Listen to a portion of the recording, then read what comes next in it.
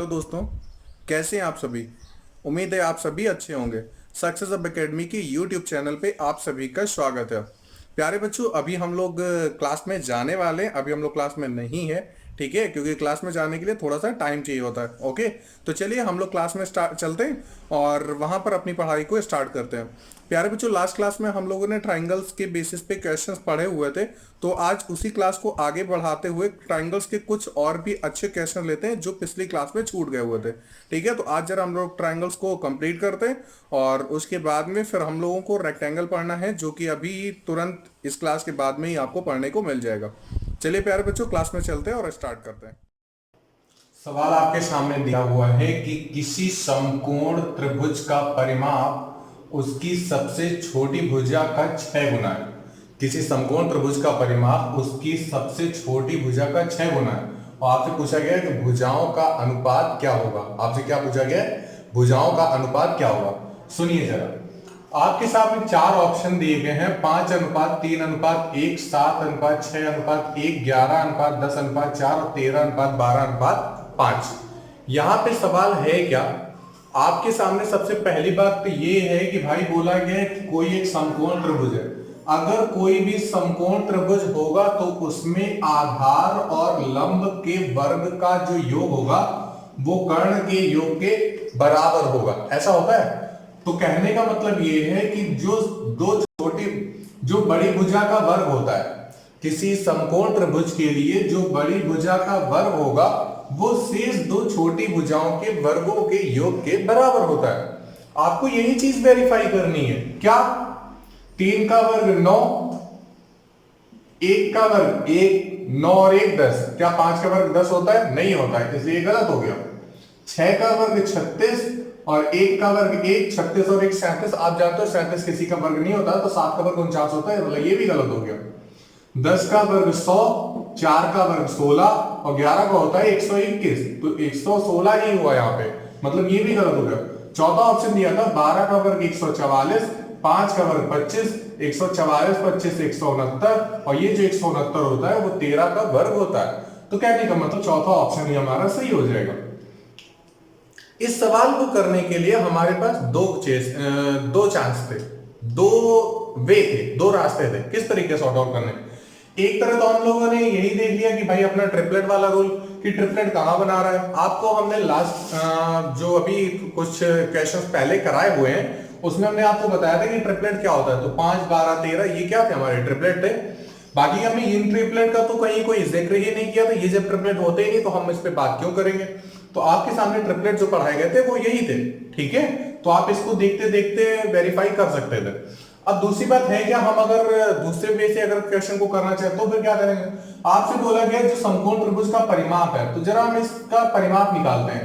12 और 5 17, 17 और 13 कितना? 30। हम मान लेते हैं कि अगर त्रिभुज का परिमाप कितना होता? 30 होता। अगर त्रिभुज का परिमाप कितना होता? 30। तो आपसे बोला गया सबसे छोटी भुजा का 6 गुना, तो सबसे छोटी भुजा इसकी क्या है? 5। तो आप देख लो जरा 5 का 6 गुना है कि नहीं है? हाँ है। कहने का मतलब क्या है? कंडीशन क्वालिफाई और हमारा आंसर वेरीफाई है। बात समझ में आ गई? तो चलिए अगला सवाल लेते हैं।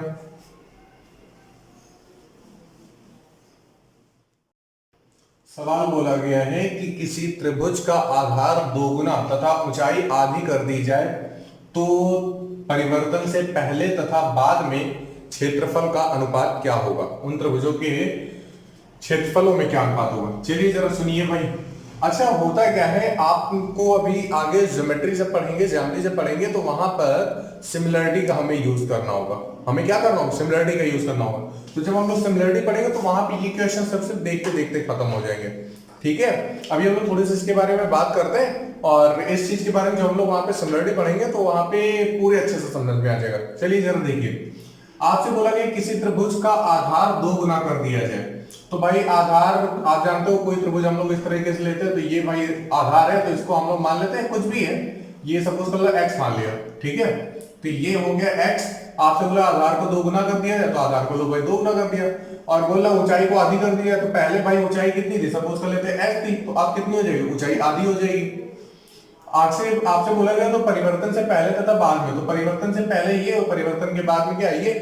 आप जानते हो कि इसका जो क्षेत्रफल होता है वो 1/2 बेस इंटू हाइट होता है, और इस दर भी लगाओगे तो 1/2 बेस इंटू हाइट होगा। 1/2 से 1/2 एलिमिनेट हो जाएगा, और यहाँ पे देखो भाई 2 से ये 2 भी कट जाएगा, तो x इंटू एस से x इंटू एस भी कट जाएगा, तो यहाँ पे कितना आएगा 1, यहाँ पे कितना आएगा 1। तो कहने का मतलब ये है कि जो अनुपात होगा वो 1:1 ही रहेगा। कितना रहेगा? 1:1 ही रहेगा।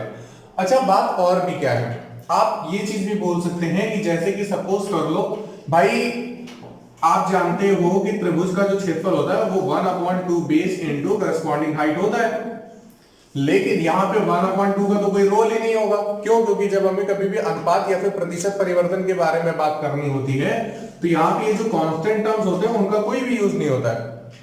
हमें सिर्फ और सिर्फ इन वेरिएबल्स को लेना होता है जो क्वेश्चन में वैल्यूज दी जाती हैं या फिर किसी और क्वेश्चन वैल्यूज दी जाती होंगी। ठीक है, क्योंकि यहाँ पे वैल्यू तो दी नहीं गई, ये कंपैरिजन दे रहा है। तो आपसे बोला गया है कि भाई बेस को 2 गुना किया गया है, तो बेस को तो चलो 2 गुना कर दिया था, लेकिन क्या था, हाइट को आधी कर दिया था, तो 2 और 1/2 ये तो कट जाएंगे, इधर भी 1 है उधर भी कितना था, 1 ही था। तो फिर अनुपात कितना बन गया? 1:1। कितना बन जाएगा? 1:1। तो आप बिना फॉर्मूला लगा के भी कर सकते हो। ठीक है, और बाकी जब हम लोग सिमिलरिटी में पढ़ेंगे तो वहां पर तो हमें सीखना ही है। ओके, उम्मीद है आपको समझ में आ गया होगा। हम लोग अगला क्वेश्चन ले रहे हैं। देखो सवाल अच्छा क्वेश्चन है। बोला गया 42 सेंटीमीटर भुजा वाले एक समबाहु त्रिभुज के अंतःवृत्त का क्षेत्रफल क्या होगा। सबसे पहली बात, क्वेश्चन में हम वहां पे जब हमने आपको ये समबाहु त्रिभुज पढ़ाया था तो वहां पे हमने अंतःवृत्त की त्रिज्या और परिवृत्त की त्रिज्या निकालना बताया था। तो सुनो भाई, तो किसी भी त्रिभुज, कोई भी अगर समबाहु त्रिभुज है, ध्यान सुनिएगा, अगर कोई भी समबाहु त्रिभुज है तो उसके अगर अंदर कोई वृत्त बना हुआ है, ध्यान रखना ये इसको टच करेगा। ठीक है, तो अगर कोई अंतःवृत्त बना हुआ है मतलब इनर सर्कल, तो इनर सर्कल की जो रेडियस होती है वो होती है a/2√3। कितनी होती है? a/2√3। अगर त्रिभुज की भुजाएं a सेंटीमीटर की हो तो इनर सर्कल की जो रेडियस होती है वो होती है a/2√3। और अगर हम बात करें सर्कम सर्कल के रेडियस के बारे में, किसके बारे में? सर्कम सर्कल की रेडियस के बारे में या फिर एक्सटीरियर सर्कल के बारे में, तो फिर देखो भाई, सर्कम सर्कल की जो रेडियस होती है वो होती है a/√3। कितनी होती है? a/√3। उम्मीद है आपको इतनी चीजें पता होंगी पहले से ही। अब बात आती है इसके सवाल की। हाँ, जरा ध्यान सुनिएगा, आपसे पूछा गया 42 सेंटीमीटर भुजा वाले एक समबाहु त्रिभुज के अंतःवृत्त का क्षेत्रफल। अंतःवृत्त का क्षेत्रफल पूछ रहा है, क्या? वृत्त का क्षेत्रफल। वृत्त का क्षेत्रफल निकालने के लिए हमें लगाना होता है πr²। क्या लगाना होता है? πr²। तो पाई की वैल्यू तो चलो 22/7 पता है, लेकिन रेडियस हमें r का मान निकालना है। तो अंतःवृत्त की जो त्रिज्या होती है वो यही तो होगी। तो हमें क्या करना है भाई, अंतःवृत्त की त्रिज्या के लिए हम लोग फॉर्मूला लगाते हैं a/2√3। तो a का मान देखो दिया हुआ है कितना? 42/2√3। 2 से काटोगे कितने बार? 21। तो कितना आ गया? 21/√3। ये जो आई है ये अंतःवृत्त की त्रिज्या आई है। ये क्या है? 21/√3 अंतःवृत्त की त्रिज्या है। आपसे पूछा है कि अंतःवृत्त का क्षेत्रफल क्या होगा। अंतःवृत्त का क्षेत्रफल निकालने के लिए हम लोग πr² लगाते हैं। तो पाई का मान कितना होता है? 22/7 होता है। रेडियस 21/√3, तो 21/√3 और एक बार फिर से हम क्या करेंगे? 21/√3। अच्छा, √3 और √3 का गुणा कराओगे तो भाई 3 बन जाएगा। तो ये 3 और ये 7, 7 किया 21, 21 से ये 21 कट गया। हमें 22 का गुणा 21 में कराना है। तो 21 दूनी 42 के 2, हाथ से 4, 21 दूनी 42 तो 4, 6 आ जाए, तो 462 स्क्वायर सेंटीमीटर आ जाएगा। क्या आ जाएगा? 462 स्क्वायर सेंटीमीटर। पीछे से बच्चे बोल रहे हैं भैया हमको 21 का पहाड़ा नहीं आता है। चलो अच्छा, 21 का अगर पहाड़ा नहीं आता तो फिर हम एक चीज और बताते हैं। आपको 22 का गुणा भाई 21 में कराना है ना। आप एक काम करो, 21 का गुणा जरा 21 में करा लो। 21 का गुणा हम किस में करा ले? 21 में करा ले। तो 21 का डायरेक्टली आप वर्ग जानते हो 441 होता है।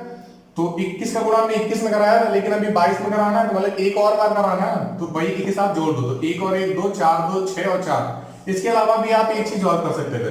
हमें 22 का गुणा किस में कराना है? 21 में कराना है। तो आप एक काम करो, 22 का गुणा 21 में ना करा के 21 का गुणा 20 में करा लो पहले। तो 20 का गुणा 21 में कराओगे, 21 दूनी 42 मतलब कितना? 420। कितना? 420। अच्छा, हमें 22 में कराना था, अभी हमने 2 बार छोड़ दिया, तो 21 का गुणा 2 में कराओ। 21 दूनी कितना होता है? 42। जोड़ दो, 2 4 2 6 और 4।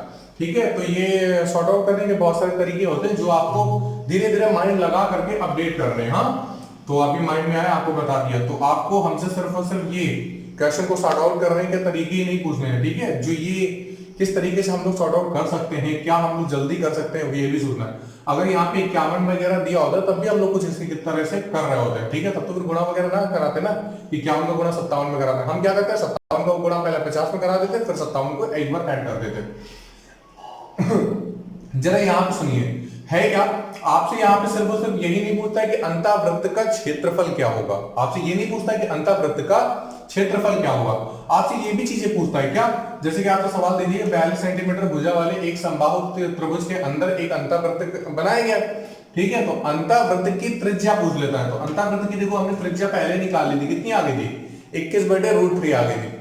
और आपसे एक सवाल पूछता है, आपसे पूछ लेता है कि अंतःवृत्त का परिमाप बताओ। तो अंतःवृत्त का अगर हमें परिमाप निकालना होता तो यहाँ पे हमने पाई आर स्क्वायर लगाया था, तो तब हम क्या लगाते हैं, हम लोग लगाते हैं 2 पाई आर। तो 2 गुणे पाई का मान 22/7 और आर का मान कितना था 21/√3। तो √3 को ऐसे रखते हैं, 3 से ये 3 हो गया, √3 से अगर भाग कराओगे तो ऊपर बाई √3 आ जाएगा। तो 22 दूनी 44 और √3 से हमने 3 में भाग कराया तो कितना √3, तो 44√3 सेंटीमीटर। ये क्या आ जाएगा, ये इसका परिमाप आ जाएगा। तो ये पहला सवाल लिख लेना और ये दूसरा सवाल लिख लेना, ठीक है। क्या कि 42 सेंटीमीटर वाले एक समबाहु त्रिभुज के अंतःवृत्त का परिमाप क्या होगा, ठीक है। और परिमाप में ये सॉर्ट आउट करके आप लिख लीजिएगा, ठीक है। अच्छा एक चीज और देखो, आपको हमें यहीं पे होमवर्क भी देना है, हाँ। उम्मीद है कि आप सभी लोग सवाल को लगाएंगे, ठीक है। वैसे बच्चे तो इन सब्जेक्ट में काफी कम इंटरेस्टेड होते हैं, ठीक है। लेकिन चलो एक बार जरा देख लेते हैं। आपसे बोलेगा 42 सेंटीमीटर भुजा वाले एक समबाहु त्रिभुज के, अभी हमने यहाँ पे अंतःवृत्त बोला था ना, अब बात करते हैं जरा परिवृत्त के बारे में। किसके बारे में, तो आपको क्या करना है, परिवृत्त का क्षेत्रफल बताना है, ओके। तो चलिए अगले सवाल की तरफ बढ़ते हैं और उसे सॉर्ट आउट करने की कोशिश करते हैं। आपसे बोला गया है किसी त्रिभुज की भुजाएं 5 सेंटीमीटर, 12 सेंटीमीटर तथा 13 सेंटीमीटर है। जैसे ही आपने 5, 12 और 13 देखा, तुरंत आपको पता चल गया कि यहाँ पे ये ट्रिपलेट बना रहा है। मतलब ये है कि जो ये त्रिभुज PQR दिया गया है वो एक समकोण त्रिभुज होगा। वो कैसा त्रिभुज होगा, समकोण त्रिभुज होगा। समकोण त्रिभुज मतलब राइट एंगल ट्रायंगल होगा। आगे बोला गया था त्रिभुज में एक अंतःवृत्त बनाया जाता है, तो इसके अंदर एक सर्कल बनाया जा रहा है, उस वृत्त का क्षेत्रफल हमें बताना है। अगर हमें वृत्त का क्षेत्रफल बताना है तो वृत्त के क्षेत्रफल का फॉर्मूला होता है पाई आर स्क्वायर। तो यहाँ पे हमें त्रिज्या का मान पता होना चाहिए, उस वृत्त की त्रिज्या का मान पता होना चाहिए। तो त्रिज्या का मान निकालने के लिए हम लोग क्या करें, जैसे कि अभी आपने अंतःवृत्त की त्रिज्या पढ़ी थी a/2√3। तो ये जो a/2√3 होती है बच्चे, वो इक्विलैटरल ट्रायंगल के लिए होती है। वो किसके लिए होती है, इक्विलैटरल ट्रायंगल के लिए होती है।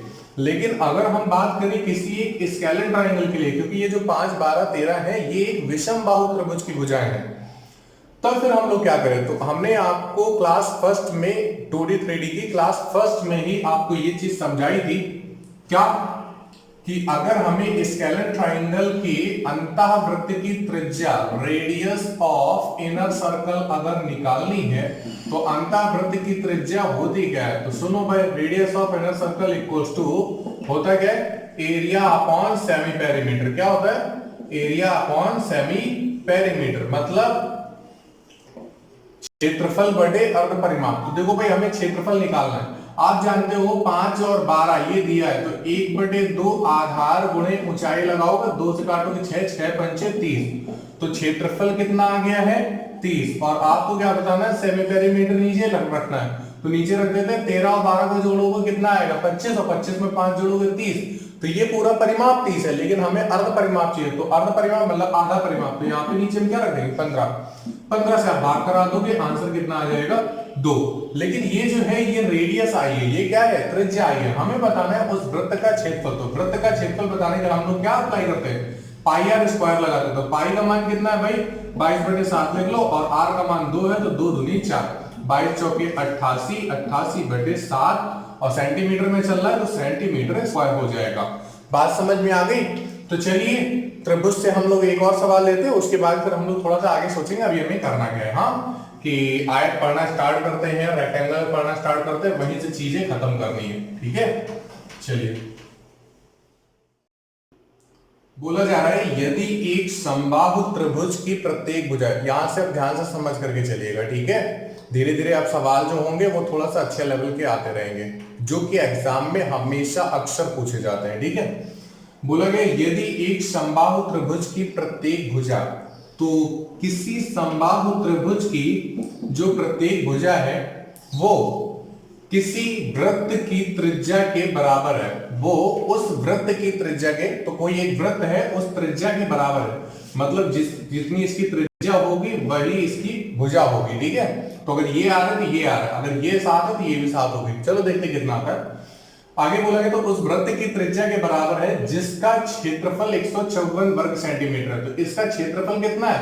154 वर्ग सेंटीमीटर है। अच्छा, हम जानते हैं कि हमारे हिसाब से जो वर्ग का क्षेत्रफल होता है वो पाई आर स्क्वायर होता है, और क्वेश्चन के हिसाब से दिया गया 154, पाई का मान 22/7 होता है इंटू आर स्क्वायर, हमें आर का यहां से मान निकालना है, तो 22 से भाग करा देंगे 7 हो जाएगा, ये वाला 7 इधर जाएगा तो 7 गुणे 7 कितना 49, यहां से वर्ग हटाओगे तो आर का मान कितना आ जाएगा 7 सेंटीमीटर।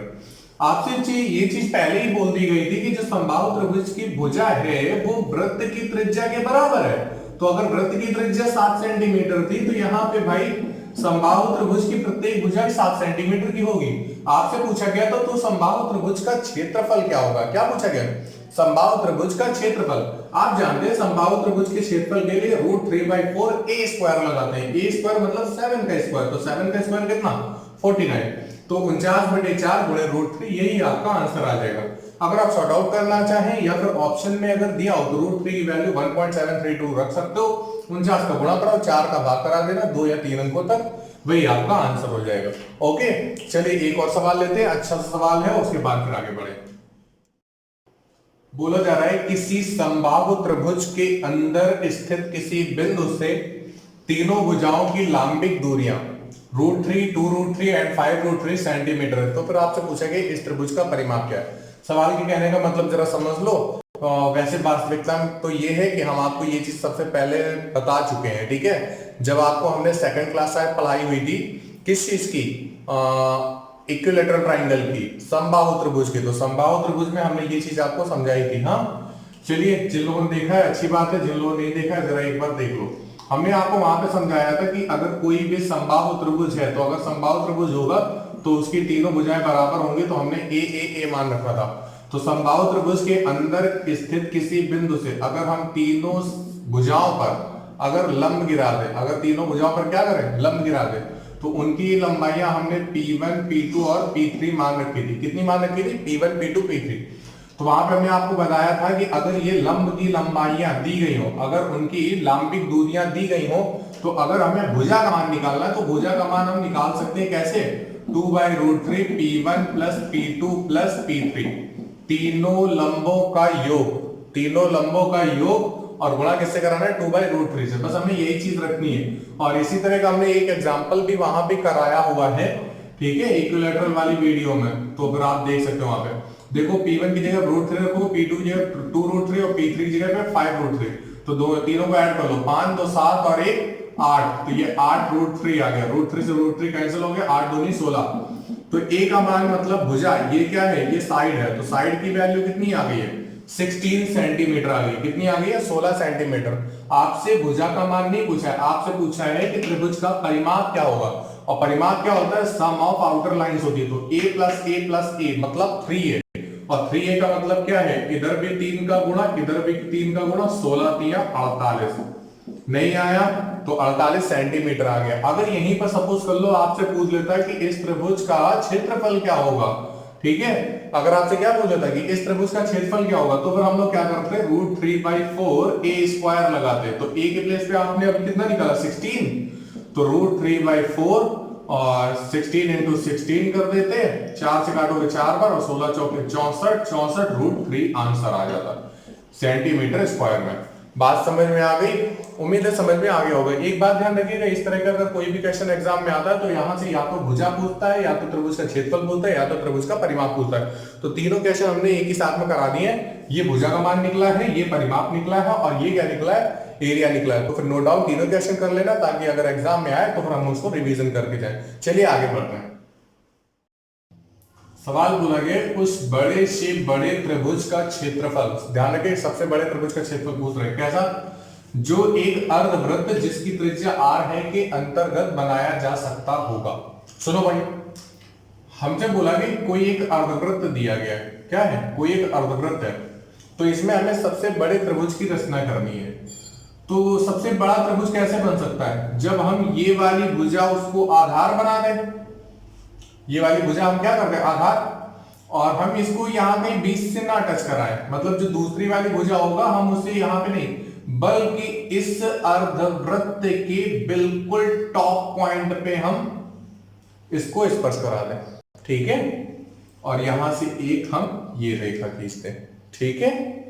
अब जरा ध्यान समझिएगा, ये होगा केंद्र बिंदु, ये R और ये भी कितनी R, यहां इस केंद्र से इसका जो शीर्ष बिंदु होगा, इसके अगर हम बीच की दूरी देखेंगे तो भी ये कितनी होगी, R ही होगी, कितनी होगी, R होगी।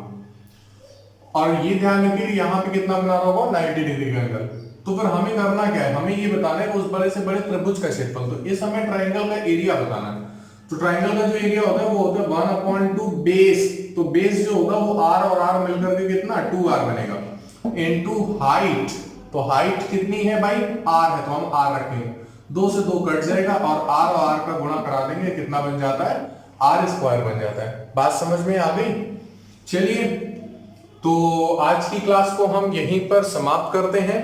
आपसे जो हमने वीडियो में क्वेश्चन पूछा है आप उसका आंसर कमेंट बॉक्स में दें, चैनल को सब्सक्राइब करें, वीडियो को लाइक करें और शेयर करना ना भूलें। आज की क्लास होगा, थैंक्स अ लॉट।